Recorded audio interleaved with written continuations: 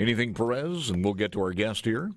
No, we can hang on. All right, we'll do that. And we got the Chairman of Corrections in the Senate, the one and only Chairman Juan Barnett, District 34. Good morning, sir. How are you?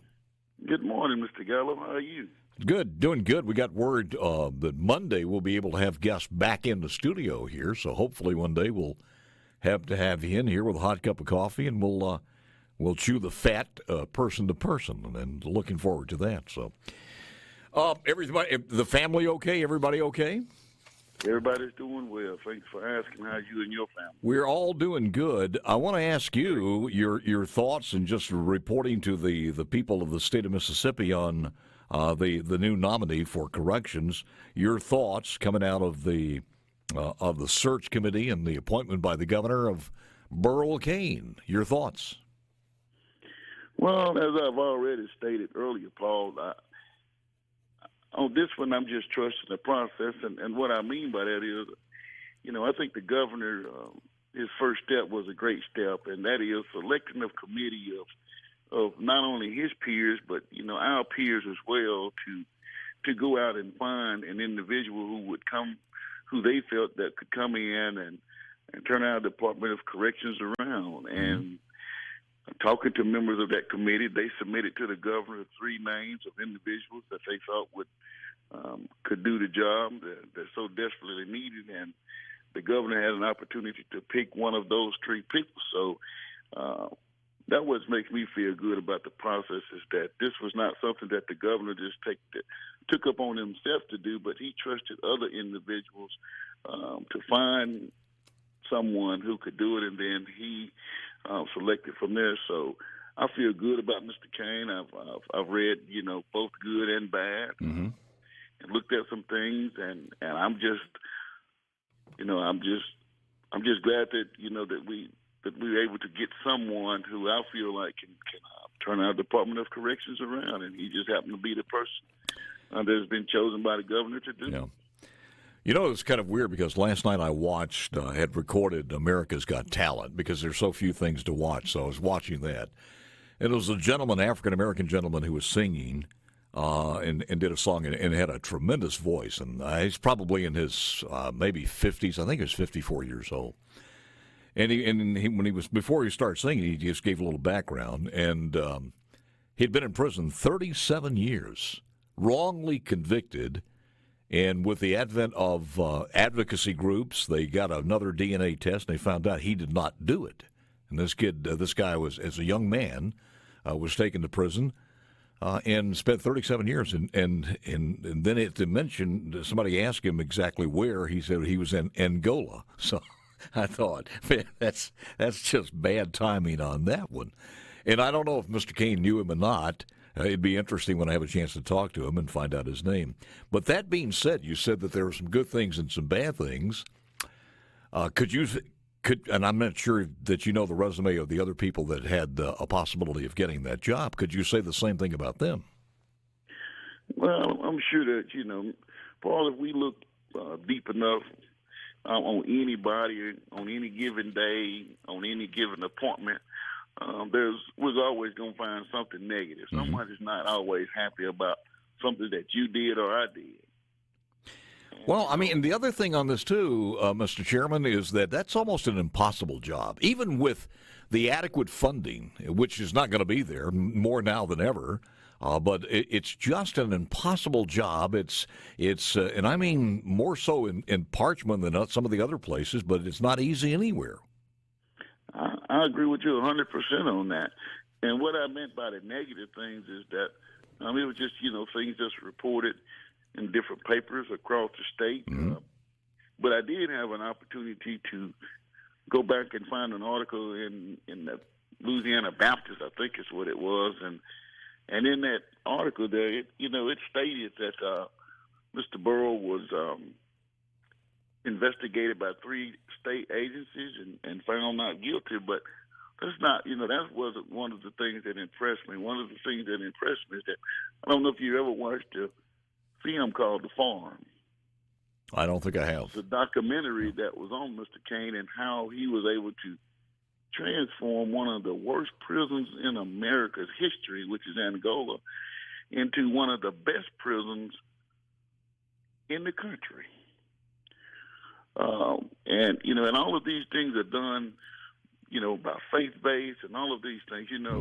A lot of times, we don't give students in high school, elementary, a Bible to read, but that's the first thing we hand individuals when they go to prison.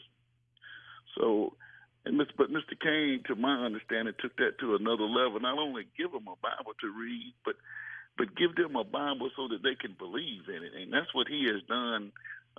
That's what he done throughout the Angola is to give these individuals hope and give them, let them see a purpose. And he done all of this through Bible worship and other things, So I'm curious to sit down with him and dive into, his thoughts a little bit deeper and to find out some other things. But right now, I'm kind of impressed and kind of, waiting to see how is it that he's going to turn down situation around here in Mississippi. What is the status? Was this taken care of yesterday in some form or fashion as far as the confirmation? No, sir. He hasn't been confirmed through the Senate yet. Yeah, I know, but what's the status of that? I mean, how long does that take? Well, right now we're waiting to get the report back from Pierce, his investigation report back to Pierce. Mm-hmm. We will look at that, and then I will set a date sometime in the next couple of weeks and have a Senate hearing, confirmation hearing in committee. And if everything is confirmed in committee, then we will go to the Senate floor for him to be confirmed by the full Senate. We were talking to the Speaker of the House yesterday. Philip Gunn was on the air with me, and we were talking about the possibility of extending the session. Is that also the talk over in the Senate, as far as you know? As far as I know, it is. Yes, yeah. I haven't really spoken with anyone in any depth or any length to that because of my ongoing, thing with the confirming the new commissioner. So I will try and speak with individuals today and find out exactly where we are on that. Senate Corrections Chairman of the in the Senate of Corrections, it's Juan Barnett. Gotta add, this guy is 77 years old, and I'm not saying anything about that. I'm just saying that how long has he been out of the corrections job over there? It's been, 3 or 4 years? I think it's been somewhere in there that he's been out of there, but he served for, I think, 21 years as a warden of Angola, and I don't think you can find anyone anywhere around the country or around the world that served as a warden of a prison for that length of time. That's true. You see it all. You've learned everything.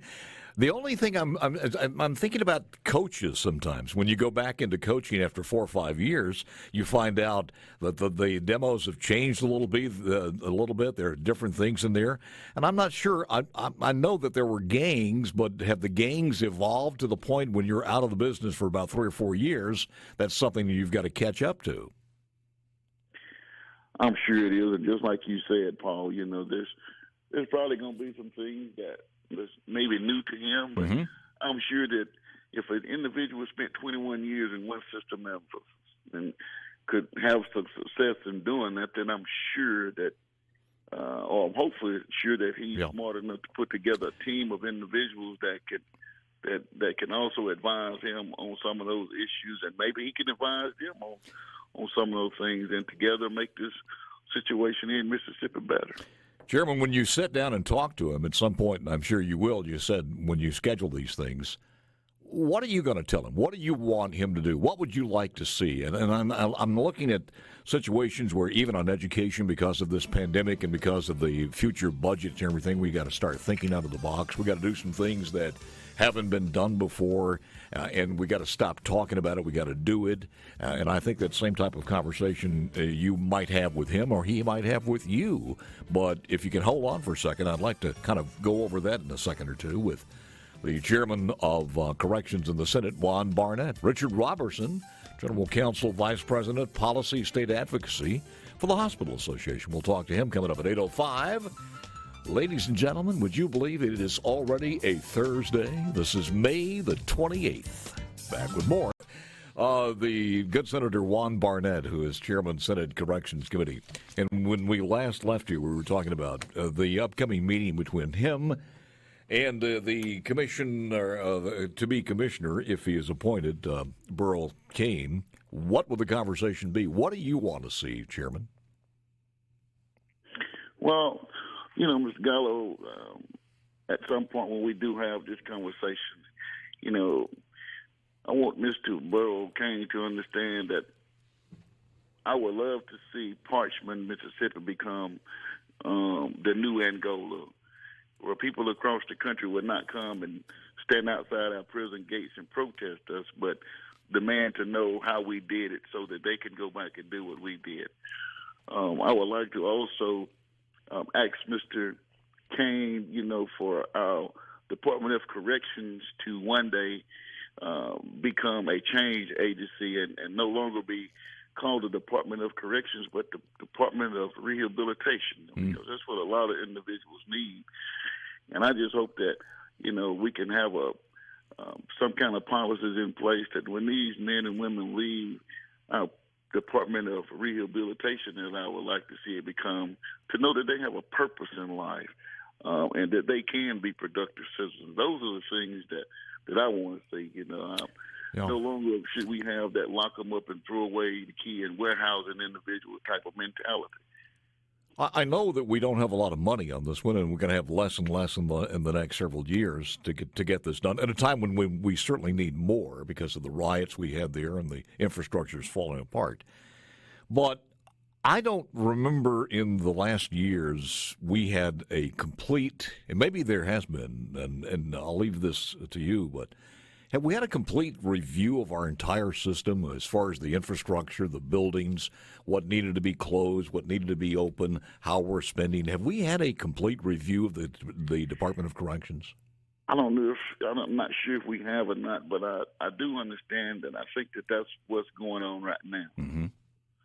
And so I'm appreciative of that as well, and I'm just waiting to hear, what the data is going to be on that. But, Paul, we often talk about monies that are needed to fix things. Sometimes I think what we need to do is involve the people that are there, and I'm talking about the inmates, because if we can get them to, Mr. Cain, I feel like, can get those individuals to begin to believe in themselves again, and a lot of things that we're talking about money can be fixed internally just by treating people like they're people. Well, I understand that, but the number one thing that can't be done by that is paying guards and the people who put themselves at risk being there. It's a heck of a job that nobody wants to do, to pay them more money. And I think before we get to begin on the road of solving some situations there, we've got to pay more money to hire some people, better people. I agree with you. That's something I agree with you on, and I just hope that the governor and his administration can find some avenues to where we can make that possible for those individuals. I agree with you 100%. As we stand, go ahead. I'm sorry. That these people should be paid, a wage to where, we're not calling it a minimum wage job, to where they can get up in the morning and feel good about going to work, knowing that they're going to be paid for what they're doing. Well, they got to be paid a heck of a lot when you get feces and urine thrown at you on any given day. On a good day, that happens. I mean, it's got to be a little bit higher than minimum wage. Exactly. That said, and I'm hoping that we can have Mr. Cain in, and I think we're working on that, and I look forward to talking to him. And I know I've heard his ideas, and they're simplistic to a point, but then again, they are exactly what you're talking about. So I think everybody's talking on the same tune here. But as it stands today, from what you know and the way you see this, you think he will be confirmed by the Senate? In today's days, you can't guarantee anything. I'm hopeful that he will. I can't guarantee that, but I'm hopeful that he will. This is something that the governor requests, and I can't think of any time during my 4 years there that there's been somebody that's been appointed by the governor or chosen by the governor to not be appointed to that position. Yeah. So based on that, I'm thinking that he will, but as well as I do, Paul, there's no guarantees Well, yeah, and you got some media out there, one way or the other. They're not the best friends in the world when it comes to the Department of Corrections. It's everything that they do. They can do no right, and I understand it's a tough job, but you always have to battle that too. Juan Barnett, Mississippi Senator, District 34, Chairman, Senate Corrections Committee. Anytime. Look forward to talking to you in the future, and after this meeting, hope to get you back on, sir. Thank you, sir. No problem. Be glad to come in the studio and have a good cup of Joe with you, and as you said earlier, chew the fat. We'll make it strong, and the fat will be thick. Thank you, Paul. Look, thank you, man. Have a blessed day. You got it. Reaching out to Appreciate it, my friend. Richard Robertson.